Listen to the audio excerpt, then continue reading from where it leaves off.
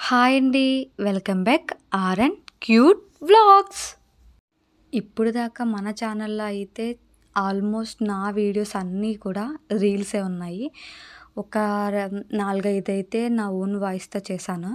కానీ ఇప్పుడైతే నేనైతే వంట చేశానండి. నేను బిర్యానీ అయితే చేశాను. బిర్యానీ ఎందుకు చేశానంటే నాకు వంటొచ్చని మీకు తెలియాలి కదా! అందుకే నేనైతే బిర్యానీ చేశానండి. బిర్యానీ చికెన్ కర్రీ అయితే వండానండి. కానీ ఈ వీడియోలో ఎలా వండానో అంటే నా స్టైల్‌లో ఎలా చేశానన్నది మీకు చూపించట్లేదండి. నెక్స్ట్ వీడియోలో అయితే ఫుల్ వీడియోలో పెడతాను. బిర్యానీ చేయడం అయితే అయిపోయిందండి. టేస్ట్ కూడా చేశాను.